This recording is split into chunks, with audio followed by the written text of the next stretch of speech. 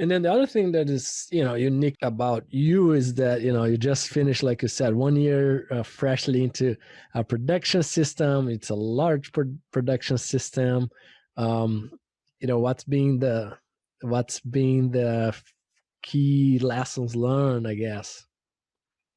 Yeah, that's a good question. I think, and I'll maybe preface this with Dr. Josh Flora told me a really good piece of advice that stuck with me as I've taken this first year is when you observe a process or any type of procedure or method that you think may or I would do it a different way.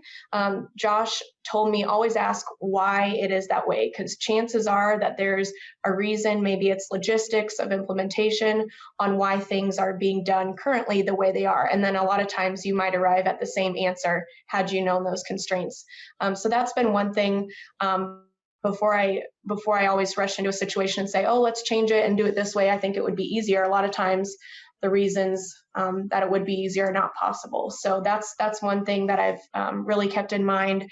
And other things that I've learned over this year is just how important it is to get out in the barns. I wasn't able to do as much of that due to just needing to work from home and us reducing our maybe unnecessary visits to farms and sites, but doing that has really allowed me to get to know the system better. And it takes time, right? You have to be away from your computer for maybe half a day or a whole day or a few days at a time, but it's really important. And it also helps me get to know the people, show them that I want to be a resource for them, whether it's nutrition, whether it's management, however I can help.